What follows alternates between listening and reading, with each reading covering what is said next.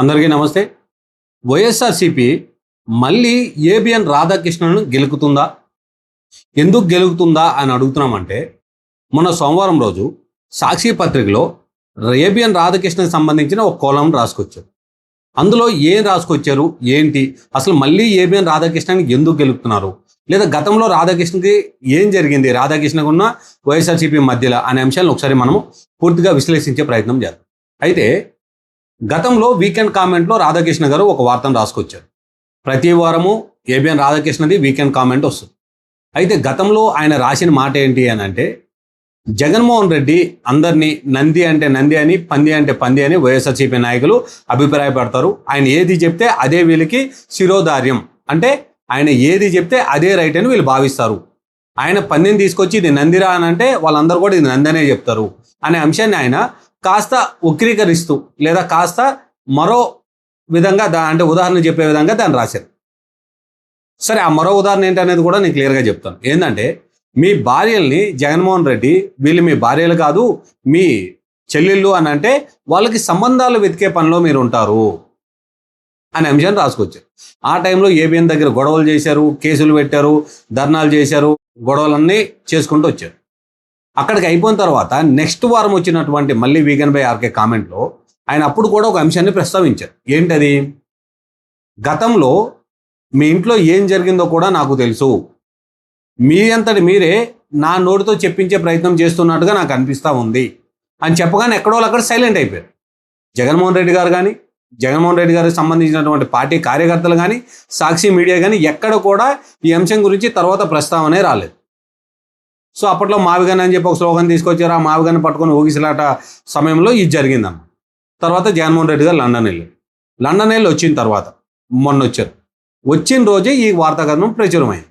అసలు ఇందులో ఏంటి సారాంశము అని అంటే, ఏబిఎన్ రాధాకృష్ణ కొడుకు అండ్ కూతురికి వాళ్ళిద్దరికీ 1000 గజాలు ఒక చోట, 1500 గజాలు ఒక చోట, ఇట్లా రెండు ఫ్లాట్లు ఎలా కేటాయించారు అనే అంశాన్ని వాళ్ళు రాయడం జరిగింది. వాళ్ళు అసలు ఆ అంశాన్ని ఎలా రాశారు అనేది మీకు ఒకసారి నేను చదివి వినిపిస్తాను, చూడండి. సీఎం సన్నిహితులకే జాక్పాట్, లాటరీ ద్వారా ఫ్లాట్ల కేటాయింపు తీరును ప్రశ్నిస్తున్న రాజధాని రైతులు. ఇక్కడ చూడండి, సీఎం సన్నిహితులకే జాక్పాట్, రాజధాని రైతులు ప్రశ్నిస్తున్నారంట. ఏమని? లాటరీ ద్వారా ఫ్లాట్లని ఎలా కేటాయిస్తారు అనే అంశం గురించి. అయితే ఇక్కడ ఒక 2 విషయాల్ని నేను చెప్పే ప్రయత్నం చేస్తాను. ఏంటంటే, 2014లో రాజధాని అమరావతి అని చెప్పి ఫైనల్ చేసుకుంది. అప్పట్లో జగన్మోహన్ రెడ్డి ప్రతిపక్షంలో ఉన్నప్పుడు రాజధానికి మా పూర్తి ఆమోదం ఉంటుంది అని చెప్పి మొత్తానికి మద్దతు తెలిపారు. ఆ తరువాత తను పాదయాత్ర చేశాడు. పాదయాత్రలో ఆయన సీఎం అని చెప్పి పొగిడారు. పాదయాత్ర అయిన తర్వాత గెలిచి అసెంబ్లీలో కూర్చున్నారు. అయితే 2014 నుంచి 19 మధ్యలో కొంతమంది బడా వాళ్ళందరూ వెళ్ళారు, భూములు కొనుక్కున్నారు ఎకరాల తరపున. తర్వాత జగన్మోహన్ రెడ్డి గారు వచ్చిన తర్వాత దాన్ని స్ట్రక్ చేసేశారు. ఎందుకనంటే రాజధాని ఇంకా మనకి ఇది లేదు, మనకు అప్పుడు 3 రాజధానులు అన్నారు. సో వైజాగ్ నుంచి పరిపాలిస్తామో అన్నారు. సో ఇలాంటి తరుణంలో, అలాంటి పరిస్థితుల్లో ఎవరైతే కొనుక్కున్నారో రైతుల దగ్గర నుంచి భూములు, వాళ్ళ పరిస్థితి ఏం చేయాలో అర్థం కాని పరిస్థితికి వచ్చింది.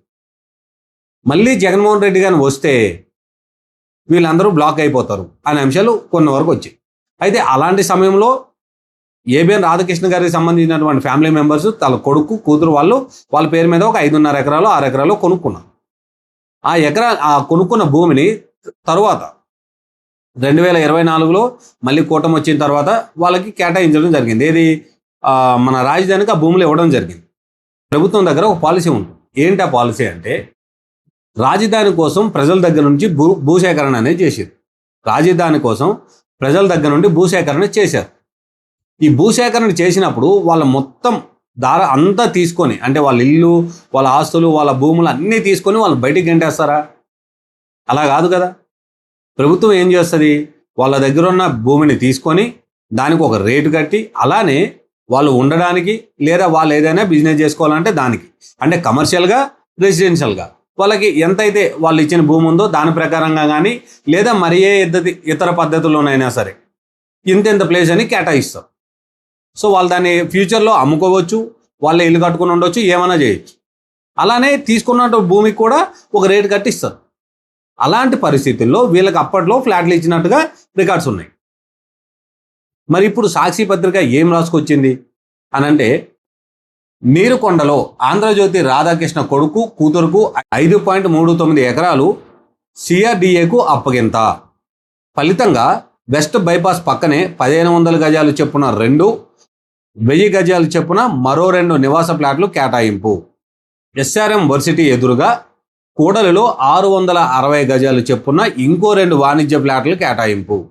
చంద్రబాబు సన్నిధులైన బెజవాడ రమేష్, దనేకుల సుబ్బారావు కుటుంబ సభ్యులకు ఇదే రీతిలో ప్రాతినిధ్యం. సచివాలయానికి కోతవేడు దూరంలో సీఎం ఇంటికి సమీపంలో ఫ్లాట్లు కేటాయింపు. వారు సీఎం కోటరీ కావడం వల్లే చేతివాట ప్రదర్శించారని ప్రభుత్వం సిఆర్డిఏపై రైతులు ఆగ్రహం. తమకేమో చెరువులు, వాగులు, ముప్పు ప్రాంతాల్లో స్థలాలు ఇచ్చారని మండిపాటు. సో ఇది వాళ్ళు రాసుకొచ్చిన దాంట్లో ముఖ్యమైన పాయింట్స్ ఏవైతే వాళ్ళ పత్రికలో రాశారో అందులో ముఖ్యమైన పాయింట్స్. ఇందులో ఒక 2-3 పాయింట్లు మనం డీకోడ్ చేయొచ్చు. ఒకటి, నీరుకొండలో ఆంధ్రజ్యోతి రాధాకృష్ణ కొడుకు కూతురు పేరిట 5.39 ఎకరాలు ఉంది. సో ఇది వాళ్ళు 2014లో కొనుక్కొని ఉండొచ్చు, లేదా 2014 ముందు కూడా కొనుక్కొని ఉండొచ్చు. సరే, రాజధాని అనౌన్స్ అయిన తర్వాతే కొనుక్కున్నారు అనుకుందాం, కాసేపు అలానే అనుకుందాం. ఎందుకంటే వాస్తవం కూడా ఆల్మోస్ట్ అలానే ఉంది, సబ్జెక్ట్ టు కరెక్షన్. ఎందుకంటే వాస్తవాలకు కాస్త దగ్గరగానే మాట్లాడు. ఫలితంగా వాళ్ళ ఆ భూమిని ఏం చేశారు, సిఆర్డిఏకి, సిఆర్డిఏ అంటే ఎవరు, ప్రభుత్వానికి ఈ 5.39 ఎకరాలు ప్రభుత్వానికి ఇచ్చారు. సో ప్రభుత్వం ఆ భూమికి ఒక రేటు కట్టి ఇచ్చి ఉంటుంది. అలానే వాళ్ళు నివాసం చేసుకోవడానికి, అలానే వాళ్ళు ఏదైనా వ్యాపారాలు చేసుకోవడానికి కూడా కమర్షియల్ ఏరియాలో కూడా కొన్ని ఫ్లాట్లు వాళ్ళకి ఇవ్వడం జరిగింది. అందులో వీళ్ళు చెప్తున్న పర్టికులర్ అంశం ఏంటంటే 1500 గజాలు చెప్పున్న 2 ఫ్లాట్లు, మళ్ళీ 1000 గజాలు చెప్పున్న 2 ఫ్లాట్లు, మళ్ళీ కమర్షియల్ ప్లేస్లో కూడా 660 గజాలు చెప్పున్న ఫ్లాట్లు వీళ్ళకి కేటాయించారు. వీళ్ళందరూ సీఎం కోటరీకి దగ్గర ఉండడం వల్లే వీళ్ళకి ఇలా ఇవ్వడం జరిగింది అని చెప్పి వీళ్ళు చెప్పుకుంటూ వచ్చారు. ఇప్పుడు ఆల్రెడీ వీళ్ళు 5.39 ఎకరాలు అంటే సుమారుగా 5.5 ఎకరాల భూమి ఇచ్చినప్పుడు వీళ్ళకి ఫ్లాట్లు ఎందుకు ఇవ్వదు, గవర్నమెంట్ ఇస్తుంది కదా. ఇప్పుడు దీంట్లో తప్పు ఎక్కడ ఉంది? సెకండ్, ఇందులో ఇంకొక పాయింట్ ఏంటంటే, రాజధాని రైతులు వీళ్ళకి చెప్పారంట ఏమని, తమకేమో చెరువులు, వాగులు, ముంపు ప్రాంతాల్లో స్థలాలు ఇచ్చారని మండిపడుతున్నారు. అంటే రాజధాని రైతులు వీళ్ళకి చెప్పిన అంశం ఏంటంటే, మాకు చెరువులు, లోతట్టు ప్రాంతాలు, ఏమైనా వర్షాలు గట్రా పడితే మునిగిపోయే ప్రాంతాల్లో మాకు ఫ్లాట్లు ఇచ్చి వాళ్ళకి సంబంధించినటువంటి, అంటే సీఎం గారికి దగ్గర ఉన్నటువంటి వాళ్ళందరికీ మంచి ప్లేస్లో, సీఎంకి ఇంటి దగ్గరలోనో లేదంటే మంచిగా కమర్షియల్గా రేపన్న రోజు ఇక్కడ కమర్షియల్గా బాగుంటుంది అనే స్థలాలు వాళ్ళకి కేటాయించి మాకు మాత్రం తీసుకొచ్చి ఎక్కడో మూలన పడేశారు అని చెప్పి రాజధాని రైతులు చెప్తున్నారు అన్నారు. అయితే ఇది 2014 నుంచి 19 మధ్యలో ఈ స్థలాల కేటాయింపు కానీ లేదా ఈ లాటరీ పద్ధతి కానీ ఇవన్నీ జరిగాయి కదా. 2019 నుంచి ఇప్పటి వరకు వీళ్ళ దృష్టికి రాలేదా? 2019 నుంచి 2024 వరకు జగన్మోహన్ రెడ్డి సీఎంగా ఉన్నారు కదా, అప్పుడు ఆయనకి ఇవి తెలియదా అసలు ఇక్కడ ఇలా ఉన్నాయని చెప్పి? సెకండ్, ఇక్కడ రాజధాని రైతులు మండిపడుతున్నారు అని అంటే ఈ రాజధాని రైతులు ఎవరు మండిపడుతున్నారు? మీరు గమనించినట్టయితే 2019లో అమరావతి చుట్టుపక్కల అన్నీ కూడా వైఎస్ఆర్సీపీ గెలుచుకుంది.